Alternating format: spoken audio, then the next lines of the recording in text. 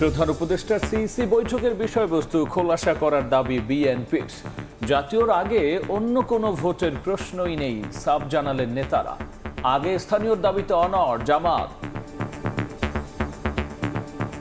মোটামুটি সব দলই একমত, যদি তাই হয় এই সময়ের ভিতরে নির্বাচন কমিশনের পক্ষে স্থানীয় সরকার নির্বাচন অনুষ্ঠান করা অসম্ভব। তাহলে এখানে স্থানীয় সরকার নির্বাচন অনুষ্ঠানের তো কোনো সুযোগই নাই। জাতীয় সংসদের নির্বাচনের আগে যদি স্থানীয় সরকার নির্বাচন হয়, তাহলে এই নির্বাচন কমিশনের বিশ্বাসযোগ্যতা এবং তাদের দক্ষতার প্রমাণ জাতি যাচাই করতে পারবে ইনশাআল্লাহ। মতবিমতে আটকে আছে ঐক্য। প্রধানমন্ত্রীর ক্ষমতা কমানো সহ নানা বিষয়ে বিপরীত অবস্থানে দলগুলো। মৌলিক সংস্কার না হলে ফের স্বৈরাচার তৈরির শঙ্কা কমিশনের।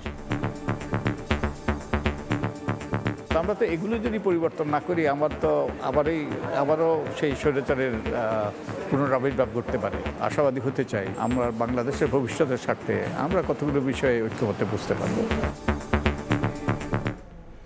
দেখছিলেন প্রধান শিরোনাম। রাতের সময় সঙ্গে আছি আমি গোলাম রাব্বি এবং আমি আফরোজা মৌটুসী। এবার অন্যান্য শীর্ষ সংবাদ। পাতানো ভোট করে অর্থ আত্মসাৎ সাবেক সিইসি নুরুল হুদার অভিযোগ কৌশলের। রাষ্ট্রদ্রোহিতা মামলার বাদী হতে পারে না ব্যক্তি, দাবি আসামি পক্ষের। আরও 4 দিনের রিমান্ড। আওয়ামী এজেন্ডা বাস্তবায়নে ব্যবসায়ীদের কাছ থেকে 27 কোটি টাকা হাতিয়ে নেয় সিআরআই। রাষ্ট্রীয় অর্থ লুটপাটও খতিয়ে দেখছে দুদক। বরাদ্দের কারণ খুঁজে বের করার পরামর্শ। বিগত সরকারের আপত্তির কারণে পালন করা যায়নি সামাজিক ব্যবসা দিবস। 15তম আয়োজনে প্রধান উপদেষ্টা সংঘাতময় বিশ্বে স্বার্থপরতা এড়িয়ে নতুন পৃথিবী গড়ার আহ্বান। উড্ডয়নের পরই বিমানের ইঞ্জিনের ত্রুটি, পাইলটের দক্ষতায় বাঁচল 1.5 শতাধিক প্রাণ।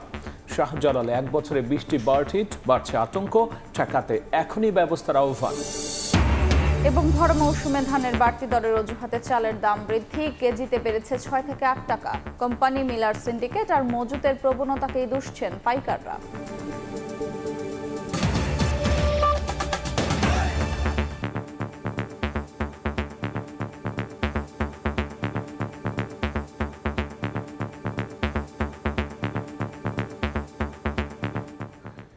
প্রধান উপদেষ্টা ও সিইসির বৈঠকের বিষয়বস্তু প্রকাশ করার দাবি জানিয়েছেন বিএনপির স্থায়ী কমিটির সদস্য সালাউদ্দিন আহমদ। তিনি বলেছেন, ফেব্রুয়ারিতে নির্বাচন অনুষ্ঠানের বিষয়ে দিক নির্দেশনা থাকতে পারে ওই বৈঠকটিতে, আর জাতীয়র আগে স্থানীয় নির্বাচনের সুযোগ নেই মন্তব্য করে সালাউদ্দিন বলেছেন, 17 বছর স্থানীয় নির্বাচনের দাবিতে সংগ্রাম করেনি জনগণ।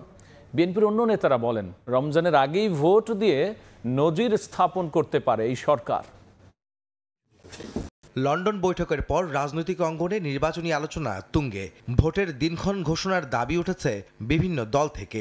এমন বাস্তবতায় বৃহস্পতিবার সন্ধ্যায় প্রধান নির্বাচন কমিশনারের সঙ্গে বৈঠক করেছেন প্রধান উপদেষ্টা ডক্টর মোহাম্মদ ইউনূস। তবে আলোচনার বিষয়বস্তু জানায়নি কোনো পক্ষই। এই বৈঠকের আলোচনা জনগণের সামনে স্পষ্ট করার দাবি জানিয়েছেন বিএনপির স্থায়ী কমিটির সদস্য সালাউদ্দিন আহমদ। শুক্রবার বিকেলে গুলশানে নিজ বাসায় সাংবাদিকদের প্রশ্নের জবাবে তিনি জানান, জাতীয় নির্বাচনের আগে স্থানীয় সরকার ভোটের সুযোগ নেই। যদি উভয় পক্ষ থেকে বিষয়টি পরিষ্কার করা হয় জাতির সামনে, তাহলে আমরা আশ্বস্ত হব। জাতীয় সংসদ নির্বাচন অনুষ্ঠানের জন্য মোটামুটি সব দলই একমত, যদি তাই হয় এই সময়ের ভিতরে নির্বাচন কমিশনের পক্ষে স্থানীয় সরকার নির্বাচন অনুষ্ঠান বা আয়োজন করা এটা এক প্রকার অসম্ভব। তাহলে এখানে স্থানীয় সরকার নির্বাচন অনুষ্ঠানের তো কোনো সুযোগই নাই, প্রশ্নই নাই। স্থানীয় সরকার নির্বাচনের জন্য আমরা কোনো অভ্যুত্থান করি নাই। এদিকে রাজধানীর নয়াপল্টনে দলের কেন্দ্রীয় কার্যালয়ে এক আলোচনা সভায় বিএনপির সিনিয়র যুগ্ম মহাসচিব রুহুল কবির রিজভী দাবি জানান, দ্রুত সংস্কার শেষে যৌক্তিক সময়ে নির্বাচন আয়োজনের। অন্তর্বর্তীকালীন সরকার তো হচ্ছে বিএনপির এবং সমস্ত গণতান্ত্রিক রাজনৈতিক দলগুলোর সমর্থিত সরকার। তারা সংস্কার করে দ্রুত নির্বাচন তারা দিবেন, বা দ্রুত নির্বাচন নয়, যৌক্তিক সময়ের মধ্যে নির্বাচন তারা দেবেন। এদিন জাতীয় প্রেস ক্লাবে এক আলোচনায় আগামী রমজানের আগেই নির্বাচন দিয়ে সরকারকে জাতির কাছে নজির স্থাপন করার আহ্বান জানান বিএনপির চেয়ারপারসনের উপদেষ্টা জয়নুল আবদিন ফারুক। যে আশা নিয়ে আমরা এখনো বুক বেঁধে আয়নাগড়ে দীর্ঘদিন নির্যাতিত হয়েছি, জেল কেটেছি, অত্যাচারিত হয়েছি, সেই কারণে আমরা আপনার কাছে আশাবাদী, রোজার আগে দেশে একটা নির্বাচন হবে। সেই নির্বাচনের প্রস্তুতি নিশ্চয়ই সরকার গ্রহণ করছেন। শেখ হাসিনা শুধু গণতন্ত্রই নয়, দেশের সব প্রতিষ্ঠানই পরিকল্পিতভাবে ধ্বংস করেছে বলেও মন্তব্য করেন বিএনপি নেতারা। আহমেদ সালেহীন, সময় সংবাদ, ঢাকা। জাতীয় রাগে স্থানীয় নির্বাচনের দাবিতে অনড় রয়েছে জামায়াত ইসলামী। দলটির আমির ডক্টর শফিকুর রহমান বলেন, নির্বাচন কমিশনের প্রতি আস্থা নিশ্চিত করতে হলে জাতীয় রাগে স্থানীয় ভোট হওয়া উচিত। মৌলিক সংস্কার নিয়ে মতানৈক্যের বিষয়ে তিনি বলেন, জনপ্রত্যাশা পূরণে দলীয় স্বার্থের ঊর্ধ্বে উঠে কাজ করতে হবে রাজনৈতিক দলগুলোকে। লন্ডন বৈঠকের পর জাতীয় নির্বাচনের দিনক্ষণ নিয়ে অন্তর্বর্তী সরকারের সঙ্গে রাজনৈতিক দলগুলোর দ্বন্দ্বের অবসান হলেও মৌলিক সংস্কার নিয়ে এখনও মতপার্থক্য রয়ে গেছে। শুক্রবার সকালে মৌলভীবাজারে গিয়ে এই নিয়ে কথা বললেন জামায়াতে ইসলামীর আমির। জেলা জামায়াতের সাবেক আমির দেওয়ান সিরাজুল ইসলাম মতলিবের স্বজনদের সঙ্গে দেখা করতে যান ডাক্তার শফিকুর রহমান। এ সময় মৌলিক সংস্কারের বিষয়ে মতানৈক্যের বিষয়ে সাংবাদিকদের প্রশ্নোত্তরে তিনি বলেন, মানুষের প্রত্যাশা পূরণে রাজনৈতিক দলগুলোকে দলীয় স্বার্থের ঊর্ধ্বে উঠে কাজ করতে হবে। রাজনীতি বাংলাদেশের যেন স্বচ্ছ হয়, সুন্দর হয়, আগামীর রাজনীতিটা যেন আবার ফেসিবাদের কোনো জন্ম না দেয়, বরঞ্চ জনপ্রত্যাশা যেন পূরণ হয়। এই ব্যাপারে রাজনৈতিক দল যারা আছেন তারা যেন সত্যিকার অর্থে মুখে যেভাবে বলেন সেইভাবে দলের স্বার্থের ঊর্ধ্বে উঠে দেশ এবং জাতির স্বার্থকে আমরা সবাই দেখতে পারি। পরে বিকেলে সিলেটের বন্দরবাজার এলাকায় একটি অনুষ্ঠানে যোগ দেন জামায়াতের আমির। অনুষ্ঠান শেষে সাংবাদিকদের তিনি বলেন, নির্বাচন কমিশনের প্রতি আস্থা নিশ্চিত করতে হলে জাতীয় নির্বাচনের আগে স্থানীয় নির্বাচন হওয়া উচিত।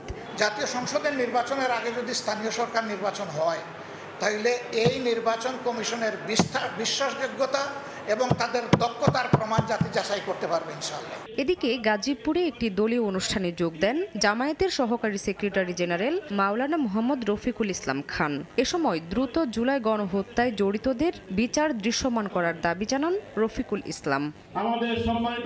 শামীমা শাম্মী, সময় সংবাদ। দুদক, জনপ্রশাসন ও বিচার বিভাগ সংস্কারে ঐক্য তৈরি হলেও মৌলিক বিষয় বিপরীতমুখী অবস্থানে রাজনৈতিক দলগুলো। আনুপাতিক উচ্চকক্ষ, সাংবিধানিক আর সংবিধিবদ্ধ প্রতিষ্ঠানে নিয়োগে স্বাধীন কাউন্সিল গঠন এবং প্রধানমন্ত্রীর ক্ষমতা কমানোর মতো বিষয়ে আপত্তি রয়েছে বিএনপি সহ কয়েকটি দলের। তবুও পূর্ণাঙ্গ ঐক্যের ভিত্তিতে জাতীয় সনদ তৈরিতে আশাবাদী ঐক্যমত্য কমিশন। তবে যতটুকু ঐক্যমত্য তৈরি হবে তা বাস্তবায়নের পরামর্শ রাষ্ট্রবিজ্ঞানের। হাসান ওয়ালির রিপোর্ট।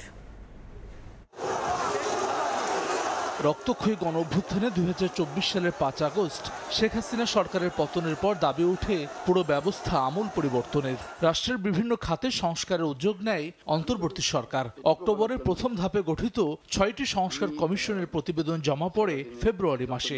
এসব প্রতিবেদনের সুপারিশের বিষয়ে ঐকমত্য প্রতিষ্ঠার লক্ষ্যে 15 ফেব্রুয়ারি যাত্রা শুরু করে জাতীয় ঐকমত্য কমিশন। 166টি সুপারিশের বিষয়ে মতামত দেওয়া 33টি রাজনৈতিক দলের সঙ্গে 20 মার্চ থেকে 19 মে পর্যন্ত 45টি অধিবেশনের মাধ্যমে প্রথম পর্যায়ের সংলাপ শেষ করে কমিশন। 2রা জুন দ্বিতীয় পর্যায়ের আলোচনা শুরু হয়। এসব আলোচনায় স্বৈরতন্ত্র টিকিয়ে রাখার অন্যতম উপাদান হিসেবে বিবেচিত 70 অনুচ্ছেদে রাজনৈতিক দলগুলোর ঐকমত্য তৈরি হয়েছে। এছাড়াও বিরোধী দল থেকে জনগুরুত্বপূর্ণ বিষয় সংক্রান্ত জাতীয় সংসদের স্থায়ী কমিটির সভাপতি নিয়োগ, নারীদের জন্য 100টি সংরক্ষিত আসনের বিষয়ে সবাই একমত হয়েছেন। তবে আনুপাতিক উচ্চকক্ষ, জাতীয় সাংবিধানিক কাউন্সিল গঠন এবং প্রধানমন্ত্রীর ক্ষমতা কমানোর মতো অন্যান্য মৌলিক সংস্কারে বিপরীতমুখী অবস্থানে দলগুলো। দ্বিতীয় দফার দীর্ঘ আলোচনায় এনসিসির পরিবর্তিত নাম, সাংবিধানিক ও সংবিধিবদ্ধ প্রতিষ্ঠানের নিয়োগ কমিটির প্রস্তাবেও সায় নেই বিএনপি সহ কয়েকটি দলের। প্রধানমন্ত্রী হিসেবে একজন ব্যক্তির সর্বোচ্চ 10 বছর মেয়াদ মানার শর্ত হিসেবে সাংবিধানিক ও সংবিধিবদ্ধ প্রতিষ্ঠানের নিয়োগ কমিটি বাদ দেওয়ার দাবি বিএনপির। অনেকের কাছে এটা ভাবাও কঠিন। যদিও জুলাইয়ের মধ্যে ঐকমত্য তৈরি করে সনদ তৈরির ব্যাপারে আশাবাদী ঐকমত্য কমিশনের অন্যতম সদস্য বদিউল আলম মজুমদার। কতগুলো আইন কানুন বিধিবিধান পরিবর্তন করে সংবিধানের সংশোধন করে, পঞ্চদশ সংশোধনের যেমন দমন পীড়নের মাধ্যমে তিনি সর্বময় ক্ষমতার অধিকারী হয়েছিলেন। তো আমরা তো এগুলো যদি পরিবর্তন না করি, আবারও সেই স্বৈরাচারের পুনরাবির্ভাব ঘটতে পারে। আশাবাদী হতে চাই, আমরা বাংলাদেশের ভবিষ্যতের স্বার্থে আমরা কতগুলো বিষয়ে ঐক্যমত্যে বুঝতে পারবো। রাষ্ট্রবিজ্ঞানী অধ্যাপক সাব্বির আহমেদ মনে করেন, সমঝোতার মধ্য দিয়ে যতটুকু ঐকমত্য তৈরি হবে তা বাস্তবায়নেই জোর দেওয়া উচিত। এক্ষেত্রে জাতীয় স্বার্থে সব রাজনৈতিক দলকে ছাড় দেওয়ার পরামর্শ তার। সমঝোতায় দুই পক্ষের মধ্যে যদি আপনি ছাড় না দেয় তাহলে তো এটা হবে না। অ্যাপ্রোচটা থাকতে হবে যে সবই হবে না, কিছু হইলেও আমি কিছু নিয়েই চলার পক্ষে, সামনে এগোনোর পক্ষে।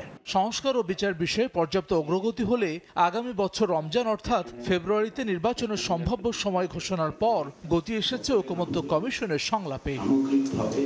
হাসান ওয়ালি, সময় সংবাদ, ঢাকা। প্রহসনের নির্বাচন করা ও রাষ্ট্রদ্রোহিতার অভিযোগে সাবেক সিএসি KM নুরুল হুদাকে ফের 4 দিনের রিমান্ডে পাঠিয়েছেন আদালত। শুনানিতে রাষ্ট্রপক্ষের কৌঁসুলি জানান, পাতানো নির্বাচন করে সরকারি অর্থ আত্মসাৎ করেছেন নুরুল হুদা, প্রতারণা করেছেন ভোটারদের সঙ্গেও। আর আসামি পক্ষের আইনজীবীর দাবি, ব্যক্তি কখনো রাষ্ট্রদ্রোহিতা মামলার বাদী হতে পারেন না। নতুন ধারাগুলো যুক্ত করা হয়েছে কেবলই জামিন আবেদন খারিজ করার চেষ্টা হিসেবে। শুক্রবার বিকেল 3:30 ঢাকা চিফ মেট্রোপলিটন ম্যাজিস্ট্রেট আদালত প্রাঙ্গণে সাবেক প্রধান নির্বাচন কমিশনার KM নুরুল হুদা আগে থেকেই ছিলেন রিমান্ডে। তদন্তের স্বার্থে বাড়তি রিমান্ড আবেদনের পরিপ্রেক্ষিতে ফের আদালতে হাজির করা হয় তাকে। নতুন করে যুক্ত করা হয় রাষ্ট্রদ্রোহিতা সহ 3টি ধারা, চা হয় 10 দিনের রিমান্ড। শুনানিতে রাষ্ট্রপক্ষের নানান যুক্তি খণ্ডন করে জামিন আবেদন করেন আসামি পক্ষের আইনজীবীরা। বলেন, আইন অনুযায়ী ব্যক্তি কখনো রাষ্ট্রদ্রোহিতার মামলার বাদী হতে পারেন না, তাই নতুন ধারাগুলো যুক্ত করা হয়েছে কেবলই জামিন আবেদন খারিজ করার চেষ্টা হিসেবে। এই প্রথম একজন ব্যক্তিবাদী সেডিশনের মামলা করা, রাষ্ট্রদ্রোহের মামলা করার কোনো এখতিয়ার আইনগতভাবে তার নাই। এই ধারা এই আসামি নুরুল হুদার জন্য লাই করে না।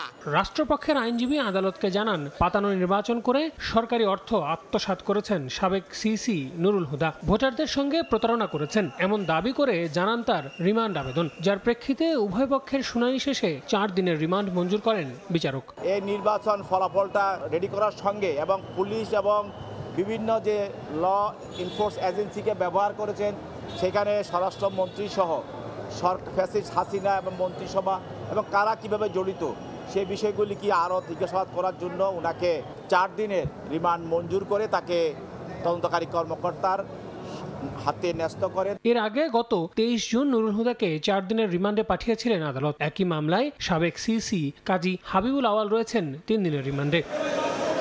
আল আমিন তুষার, সময় সংবাদ, ঢাকা।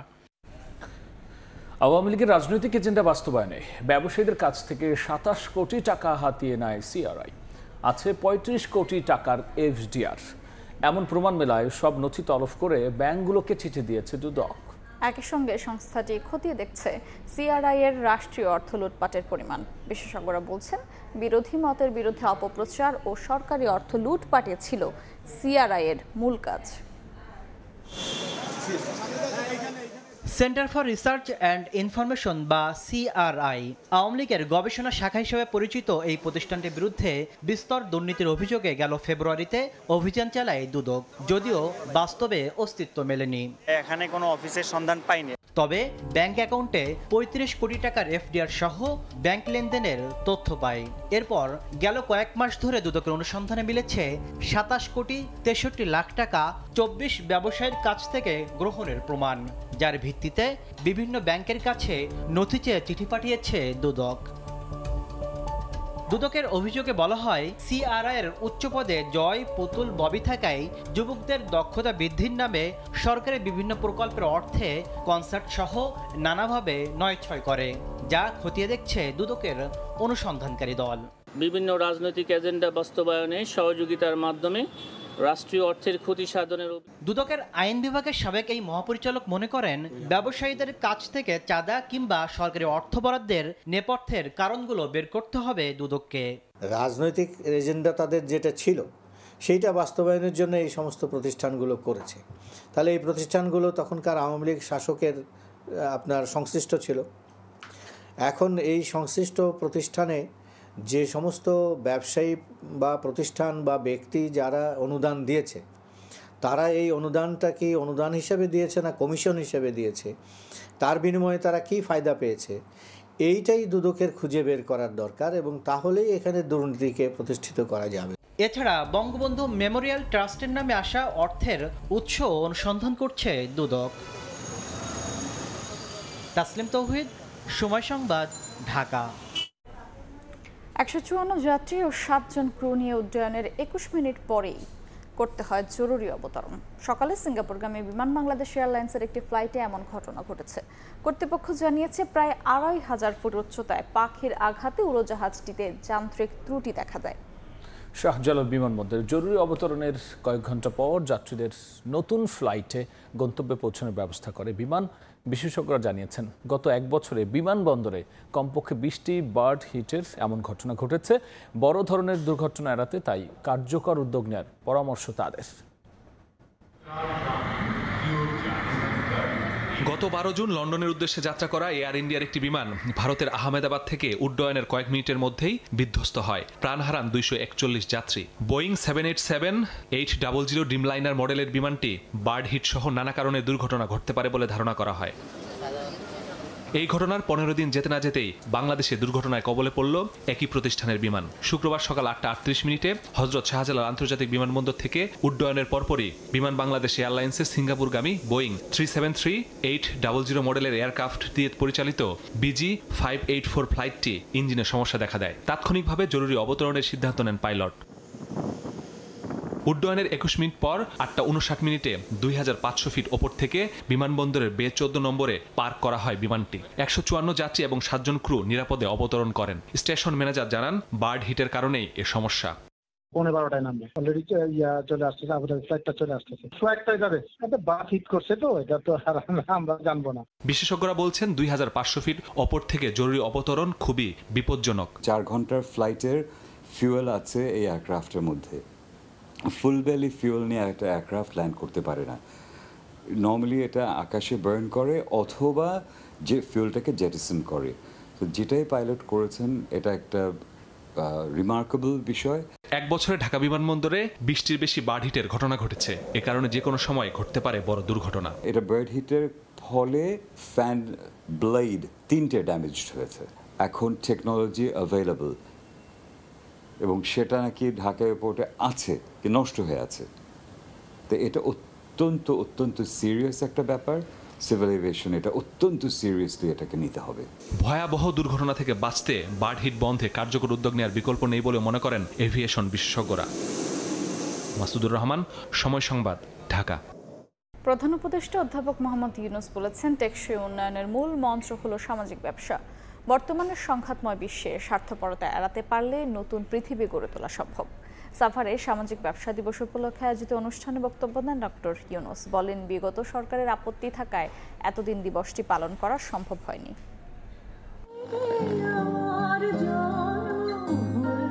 সাভারের জিরাবতে প্রথমে জাতীয় সঙ্গীত ও পরে সাংস্কৃতিক পরিবেশনার মাধ্যমে শুরু হয় সামাজিক ব্যবসা দিবস পালনের অনুষ্ঠান। শুক্রবার প্রথম দিনের আয়োজনে অংশ নেন ৩৮টি দেশের শিক্ষার্থী, উদ্যোক্তা ও বিভিন্ন পেশাজীবী। বক্তব্য রাখেন বাংলাদেশে জাতিসংঘের আবাসিক সমন্বয়ক, বিশ্বব্যাংকের কর্মকর্তা ও কয়েকজন সফল বিদেশি উদ্যোক্তা। উদ্বোধনী বক্তব্যের শুরুতে প্রধান উপদেষ্টা ডক্টর মোহাম্মদ ইউনূস বলেন বিগত সরকারের আপত্তি থাকায় সামাজিক ব্যবসা দিবস পালন করা সম্ভব হয়নি। This was built for Social Business Day, but you couldn't hold that Social Business Day. Not because we are not ready, because government will not allow to make it happen. What a strange way. This is nothing to do with anything government should worry about. But we are not allowed to hold this. So this is the first time we are holding Social Business Day in this facility. বর্তমান বিশ্ব স্বার্থপরতা দিয়ে গড়ে উঠেছে উল্লেখ করে প্রধান উপদেষ্টা বলেন ভুল পথে চলার এই যাত্রা ধ্বংসের মাধ্যমে শেষ হবে। এই অবস্থায় অনুদানের মাধ্যমে নয়, সামাজিক ব্যবসার মাধ্যমে জনগণের স্বাস্থ্য সেবা নিশ্চিত করতে হবে। We say selfishness is very much in us.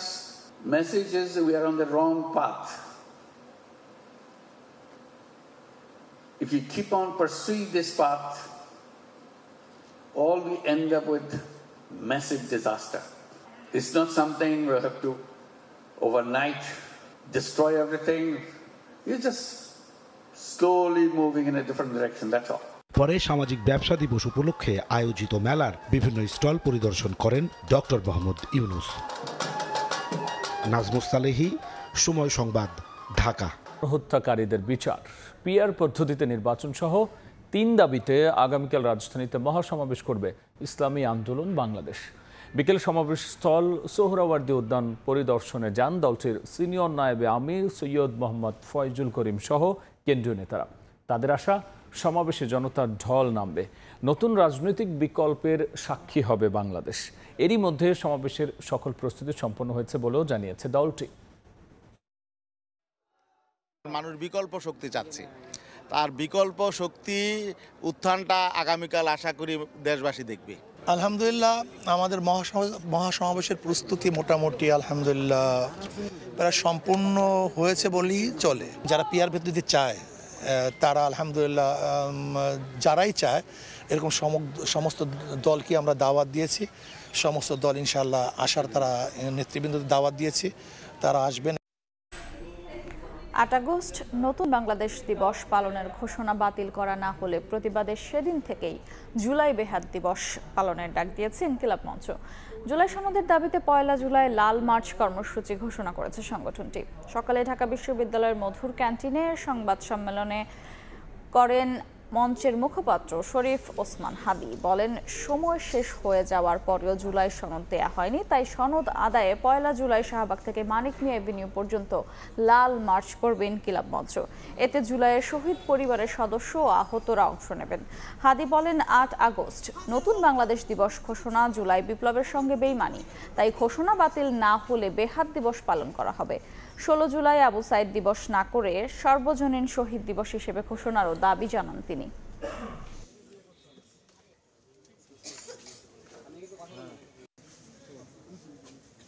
5 আগস্টের পরে আর কোনো দিবস থাকবে না। আর যদি রাষ্ট্র নতুন বাংলাদেশ দিবস কর্মসূচি পালন করে, তাহলে প্রত্যেকটা ডিসি অফিস, ইউনো অফিস এবং বাংলাদেশে আমরা সচিবালয়ের সামনে গিয়া কালো পতাকা নিয়ে বিপ্লব বেহাত দিবস পালন করব। ইনকিলাব মঞ্চ জুলাই সনদ আদায়ের দাবিতে লাল মার্চ ঘোষণা করা হয়েছে। শাহবাগ জাতীয় জাদুঘরের সামনে থেকে বিকেল 4টায় মানিক মিয়া এভিনিউয়ে এইখানে ছাত্র জনতা মানিক মিয়া এভিনিউয়ে রওনা করবে জুলাই সনদ আদায়ের দাবিতে।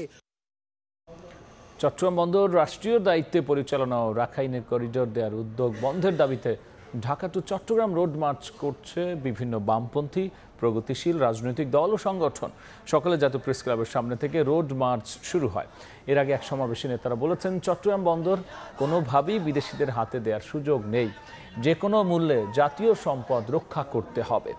এছাড়াও রাখাইনে করিডোর দেওয়ার উদ্যোগ দেশের সার্বভৌমত্বের ওপর হুমকি বলেও এ সময় মন্তব্য করেছেন বক্তারা।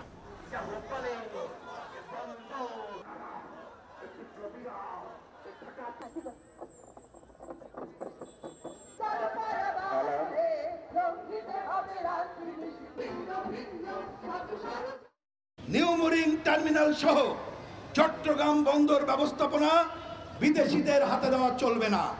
বন্দরের মাফিয়াতন্ত্র উচ্ছেদ করে দক্ষ ও দুর্নীতিমুক্ত অবস্থা নিশ্চিত করে চট্টগ্রাম বন্দর কর্তৃপক্ষের নিয়ন্ত্রণ প্রতিষ্ঠা করতে হবে। রাষ্ট্রীয় ব্যবস্থাপনায় বন্দর পরিচালনা করতে হবে। মুসলিমদের উপর ইসরায়েলি আগ্রাসনের প্রতিবাদে বিক্ষোভ সমাবেশ ও মিছিল করেছে বাংলাদেশ খেলাফত মজলিস। জাতীয় মসজিদ বায়তুল মোকাররমে জুমার নামাজ শেষে বিক্ষোভ মিছিল বের করে ঢাকা উত্তর ও দক্ষিণ সিটি খেলাফতের নেতাকর্মীরা। মিছিল থেকে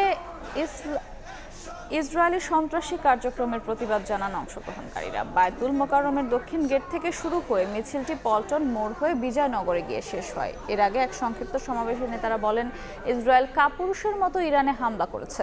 অবিলম্বে বিশ্বের মুসলিম রাষ্ট্রগুলোকে ইসরায়েলের আগ্রাসনের বিরুদ্ধে রুখে দাঁড়াতে আহ্বান জানান বক্তারা। ইরান তাদেরকে প্রতিরোধ করার জন্য হামলা করেছে। মাত্র 12 দিনের যুদ্ধে ইসরায়েল লাশ গুটিয়ে পালাতে বাধ্য হয়েছে। ইরান আমাদেরকে দেখিয়ে দিয়েছে, আমি মুসলিম বিশ্বকে শুধু হুঙ্কার আর প্রতিবাদ করে প্রতিরোধ হামলা করে ইসরায়েল নামক রাষ্ট্রকে বিশ্বের মানচিত্র থেকে মুছে ফেলে। এইচএসসির বাংলা প্রথম পত্র পরীক্ষা দিতে না পারা শিক্ষার্থীকে পরীক্ষার সুযোগ দেওয়ার বিষয়টি বিবেচনা করা হচ্ছে। সকালে প্রধান উপদেষ্টার ফেসবুক পেজে দেয়া এক স্ট্যাটাসে এই তথ্য জানানো হয়। বলা হয়, মানবিক বিবেচনায় বিষয়টি গুরুত্বের সঙ্গে দেখা হচ্ছে। বাংলা প্রথম পত্রের পরীক্ষা নেয়ার বিষয়টি আইন ও বিধির আলোকে সমাধানের চেষ্টা করা হবে। বৃহস্পতিবার অসুস্থ মাকে হাসপাতালে পৌঁছে দিয়ে পরীক্ষা কেন্দ্রে প্রবেশ করতে দেরি হয় এক শিক্ষার্থীর। দেরির কারণে তাকে পরীক্ষায় বসতে দেওয়া হয়নি। এ নিয়ে ভিডিও সামাজিক যোগাযোগ মাধ্যমে ভাইরাল হয়।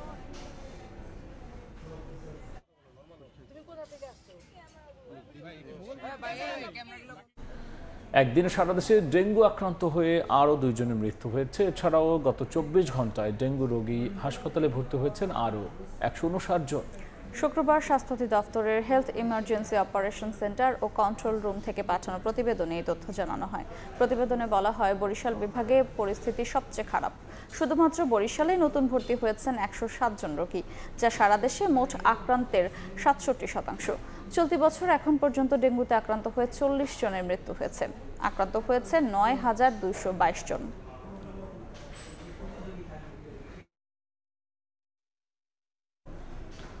দেশে করোনার সংক্রমণ বাড়লেও রাজবাড়ী সদর হাসপাতালে নেই পরীক্ষার কিট। স্বাস্থ্য বিভাগের নির্দেশনা সত্ত্বেও কর্মরতদের মধ্যে বিতরণ করা হয়নি সুরক্ষা সামগ্রীও। এখনো প্রস্তুত করা হয়নি আইসোলেশন ওয়ার্ড। 4.5 বছরও হয়নি আইসিইউ ইউনিট। এতে হতাশ রোগী ও স্বজনরা। আশিকুর রহমানের রিপোর্ট। করোনার লক্ষণ নিয়ে রাজবাড়ী সদর হাসপাতালে এসেছেন ধুনচি গোদারবাজার এলাকার মাহফুজুর রহমান পাভেল। কিন্তু পরীক্ষার কোনো কিট না থাকায় চিকিৎসকের পরামর্শে শুধু রক্তের সিবিসি পরীক্ষা করে ফিরতে হয় তাকে। পাভেলের মতো করোনার উপসর্গ নিয়ে প্রতিদিনই এ হাসপাতালে ভিড় করেন অনেকেই। একই সমস্যায় সবাইকেই ফিরে যেতে হয়। এমনকি কোভিড-19 মোকাবিলায় স্বাস্থ্য বিভাগের নির্দেশনা সত্ত্বেও কর্মরতদের মধ্যে বিতরণ হয়নি স্বাস্থ্য সুরক্ষা সামগ্রী। প্রস্তুত করা হয়নি কোনো আইসোলেশন ওয়ার্ড। আমার 4 দিন যাবত জ্বর, ঠান্ডা, কাশি। এখন আমার কোভিড পরীক্ষা করার দরকার, কিন্তু এখানে তারা বলতেছে এখানে কিট নাই। পেশেন্টের সুরক্ষায় এবং নিজের সুরক্ষার জন্য মাস্ক ব্যবহার করে ডিউটি করতেছে। করোনা ভাইরাস মোকাবিলায় ইআরপিপি প্রকল্পের আওতায় হাসপাতালটিতে আইসিইউ ইউনিটের কাজ শুরু হয় 2020 সালের শেষের দিকে। এখনও শেষ হয়নি নির্মাণ কাজ, অথচ হাসপাতালের প্রবেশপথেই টাঙিয়ে রাখা হয়েছে আইসিইউ সেবার সাইনবোর্ড। এ নিয়ে ক্ষুব্ধ স্থানীয়রা। সাধারণ রোগীদেরকে এই আইসিইউর কথা এখানে সাইনবোর্ড দেখে আসে, কিন্তু সমস্ত রোগী ফরিদপুর এবং ঢাকা রিফার করে দেওয়া হয়। ঢাকাতে বা ফরিদপুর রিফার করার সঙ্গে যখন যায়, ওতে যাওয়ার পথেই সে পেশেন্টগুলো মারা যায়। আমাদের দাবি সদর হাসপাতালের আইসিইউ ব্যবস্থা দ্রুত চালু করা হোক। হাসপাতাল কর্তৃপক্ষ বলছে, করোনা শনাক্তকরণ কিট চেয়ে ঊর্ধ্বতন মহলে চিঠি দেয়া হয়েছে। আমরা কিটের চাহিদা দিচ্ছি, আশা করছি যে খুব শীঘ্রই আমরা এই কিটটা পেলে আমরা পরীক্ষাটাও শুরু করতে পারব। রাজবাড়ী সদর হাসপাতালে প্রতিদিন গড়ে অন্তত 1000-এর বেশি মানুষ স্বাস্থ্য সেবা নেন। আশিকুর রহমান, সময় সংবাদ, রাজবাড়ী। চট্টগ্রামে একটি ক্লিনিকে অক্সিজেন সিলিন্ডার বিস্ফোরণের ঘটনা ঘটেছে, তবে এতে হতাহতের কোনো ঘটনা ঘটেনি। দুপুরে লালখান বাজার এলাকায় মমতানগর মাতৃসনদে হঠাৎ অক্সিজেনের একটি সিলিন্ডার বিস্ফোরণ হয়। এতে সেখানে থাকা ব্যান্ডেজ ও তুলায় আগুন ধরে যায়। এ সময় ক্লিনিকে গাইনি সহ অন্তত 35 জন রোগী ছিলেন। ধোঁয়ায় আতঙ্ক ছড়িয়ে পড়ে রোগী ও স্বজনদের মাঝে। পরে নিজস্ব ব্যবস্থাপনায় ক্লিনিক কর্তৃপক্ষ আগুন নেভায়। রোগীদের অ্যাম্বুলেন্সে করে চট্টগ্রাম মেডিকেল কলেজ হাসপাতালে স্থানান্তর করা হয়।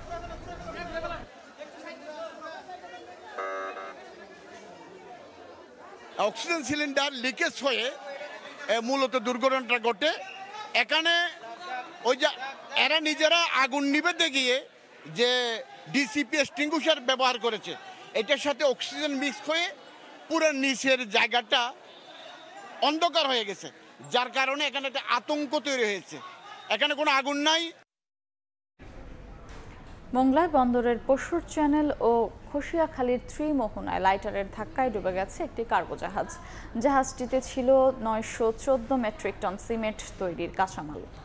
ভাসমান অবস্থায় উদ্ধার করা হয়েছে কার্গো থাকা 10 নাবিককে। তবে দুর্ঘটনাস্থলটি মূল চ্যানেল থেকে দূরে হওয়ায় স্বাভাবিক রয়েছে জাহাজ চলাচল। কলকাতা থেকে ফ্লাই অ্যাশ বোঝাই করে নারায়ণগঞ্জের বসুন্ধরার ঘাটে যাচ্ছিল জাহাজটি। বৃহস্পতিবার যাত্রাবিরতি দিয়ে ত্রিমোহনায় নোঙর করা হয় ওই জাহাজটি। সকাল 7:30টার দিকে বিপরীত দিক থেকে আসা MV কে আলম গুলশান 2 নামের একটি লাইটারের জাহাজ ধাক্কা দেয় থেমে থাকা ওই জাহাজটিকে। এতে পশুর নদীতে ডুবে যায় ফ্লাই অ্যাশ বোঝাই MV মিজান 1। জাহাজে থাকা 10 নাবিক অন্য নৌযানের সহায়তায় তীরে পৌঁছতে সমর্থ হয়। দুর্ঘটনাস্থল পরিদর্শন করেছে বন্দরের হারবার বিভাগ।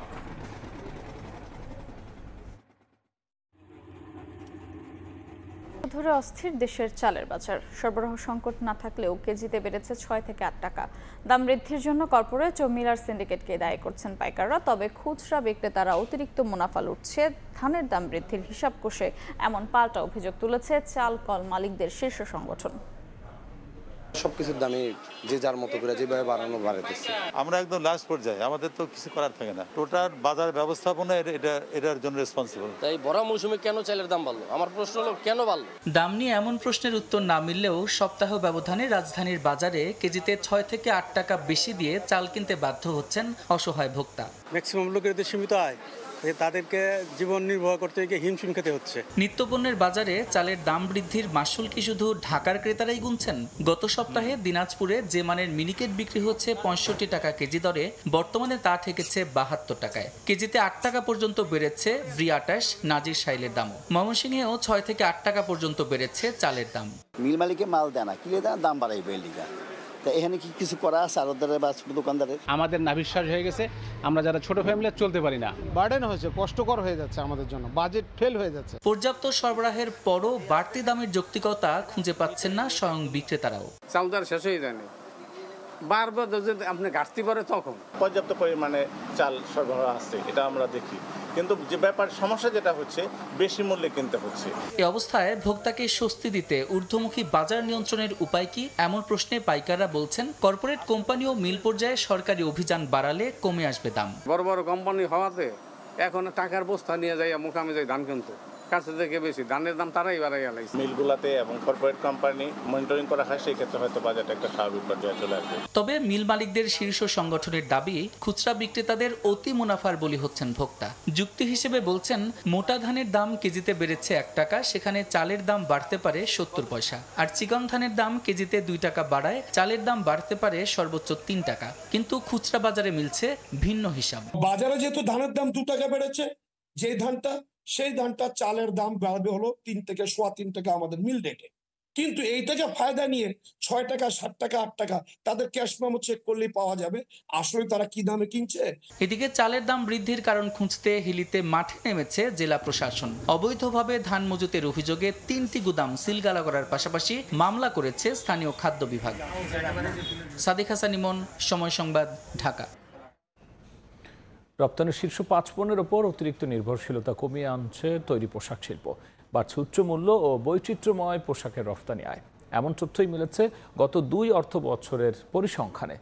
বাজার প্রতিযোগিতায় এমন সক্ষমতা বৃদ্ধিকে ইতিবাচক হিসেবে দেখছেন অর্থনীতিবিদরা।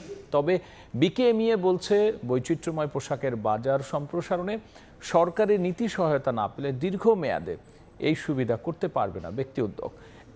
MS আরিফিনের রিপোর্ট। দেশের তৈরি পোশাক শিল্পের যে রপ্তানি আয় হয় তার 80% বেশি আসে মাত্র 5 ধরনের পণ্য থেকে। তবে ক্রমেই কমছে এই 5 পণ্য নির্ভরতা। পরিসংখ্যান বলছে 2021-22 অর্থ বছরের তৈরি পোশাক শিল্পের $4,261 কোটি $32 লাখ রপ্তানি আয়ের মধ্যে 82.4% এসেছে trousers, T shirts and knitted T shirts, sweaters, shirt and blouse ও আন্ডারওয়্যার, এই 5 ক্যাটাগরির পোশাক থেকে। পরের 2 অর্থ বছর একটু একটু করে কমেছে এই 5 পণ্যের রপ্তানি আয়ের হিস্সা। কারণ হিসেবে উদ্যোক্তারা বলছেন, বৈচিত্র্যময় পোশাকের রপ্তানি আয় বাড়ছে। এখনকার আমরা হুডি করছি, আমরা লেডিস ড্রেস করছি, আমরা নাইট ওয়্যার করতেছি, স্পোর্টস ওয়্যার করতেছি, ইভেন টেকনিক্যাল ওয়্যার আমরা করতেছি। ফলে আমাদের অ্যামাং দ্য প্রোডাক্ট আমাদের কিছুটা ডাইভার্সিফাই তো অবশ্যই হয়েছে এবং এটা ক্রমান্বয়ে বাড়ছে। উচ্চমূল্য আর বহুমুখী পোশাকের রপ্তানি আয়ের হিস্সা বৃদ্ধিকে বিশ্ববাজারে বাংলাদেশের সক্ষমতা বৃদ্ধি হিসেবে দেখছেন অর্থনীতিবিদরা। এই অবস্থায় পরিবর্তিত বাজার চাহিদা আর সম্পদের সীমাবদ্ধতা মাথায় রেখে পণ্য তৈরির পরামর্শ দিচ্ছেন তারা। ধীরে হলেও পণ্যের ক্ষেত্রে কিছু কিছু নতুন পণ্য যুক্ত হচ্ছে, যদিও এখনও আমরা বৃহৎ আকারে অল্প 10 থেকে 15টি পণ্যের উপরে নির্ভরশীল। কিন্তু আমার কাছে মনে হয় যে এটিকে আরও বৈচিত্র্যকরণের সুযোগ আছে এবং এটি যত বৈচিত্র্যকরণ হবে তত আমাদের জন্য সীমিত জ্বালানি দিয়ে বা সীমিত লোকবল দিয়ে আরও বেশি পরিমাণ ভ্যালু অ্যাড করে রপ্তানি করা সম্ভব।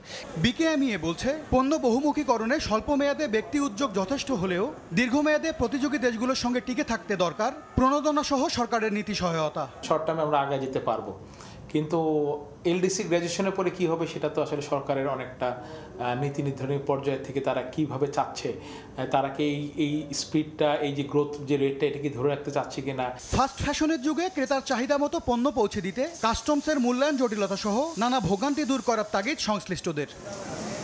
MS আরিফিন, সময় সংবাদ, ঢাকা।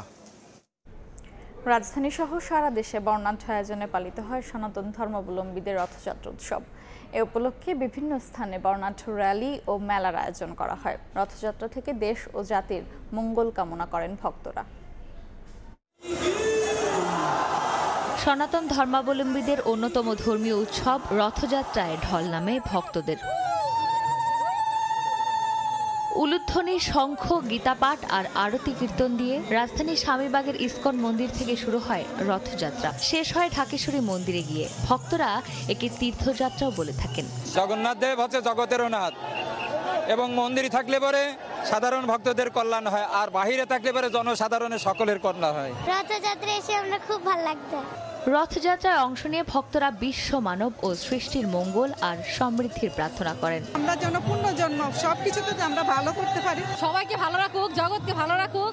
হিন্দু ধর্মাবলম্বীরা বিশ্বাস করেন রথের রশি স্পর্শে পুণ্য লাভ হয়, তাই তো খালি পায়ে বিভিন্ন প্রান্ত থেকে আসা ভক্তরা হাঁটছেন রথের সঙ্গে। এদিকে বর্ণাঢ্য আয়োজনে সাভারের ধামরাইয়ে শুরু হয় 400 বছরের পুরনো উপমহাদেশের অন্যতম বৃহৎ ঐতিহ্যবাহী ধামরাই রথযাত্রা। বিকেলে এ উৎসবের উদ্বোধন করেন স্বরাষ্ট্র উপদেষ্টা। তিনি বলেন, দেশের আইন শৃঙ্খলা ব্যবস্থা আগের থেকে উন্নত হয়েছে, সরকার এ নিয়ে আরও কাজ করছে। এটি এ ভূখণ্ডের মানুষের অসাম্প্রদায়িক মানসিকতা ও ঐতিহ্যের প্রতিফলন। দেশে আইন শৃঙ্খলা পরিস্থিতি আগের চেয়ে অনেক উন্নত হয়েছে।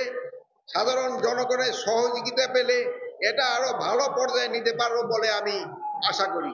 উৎসব মুখর আবহে 37 ফুট উচ্চতার ঐতিহ্যবাহী যশোমাধবের রথে অংশ নেন অগণিত মানুষ। যে যেমনের বাসনা করে পূর্ণ হয়, সবাই আনন্দিত হয়, সবাই মঙ্গল প্রার্থনা করলাম। আমরা যে সামনে থেকে দেখতে পাচ্ছি, এটা আমাদের কাছে অনেক আনন্দ। ভাষায় বোঝানো যাবে না যে এতটাই ভালো লাগতেছে, মানে কষ্ট তারপরও অনুভব করা যাইতেছে যে না, আসি খুব তৃপ্তি পাইলাম। 5 জুলাই উল্টো রথের মাধ্যমে শেষ হবে পূজার আনুষ্ঠানিকতা।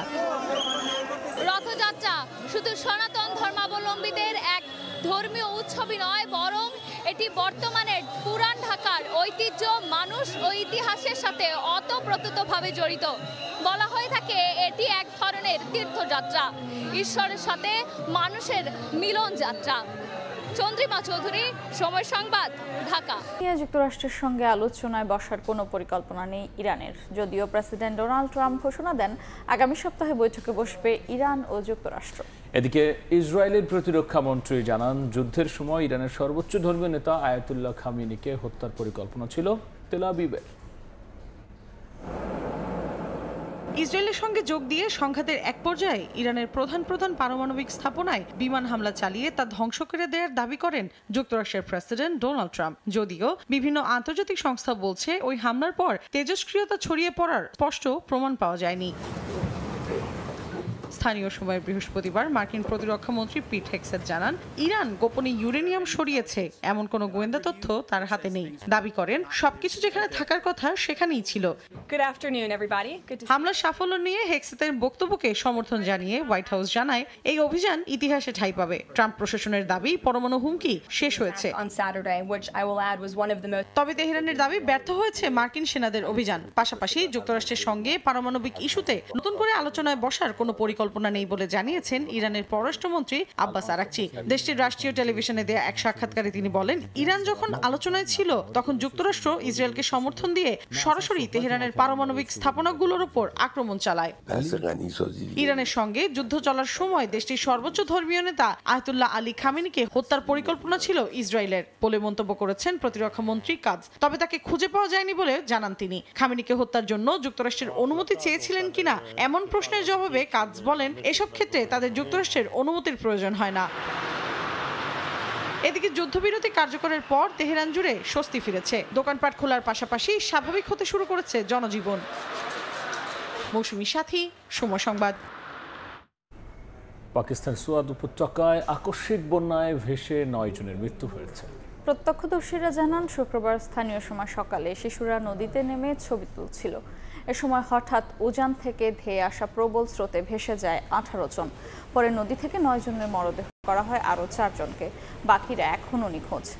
পেশোয়ার থেকে 80 জনের একটি দল নিখোঁজদের সন্ধানে অভিযান চালাচ্ছেন।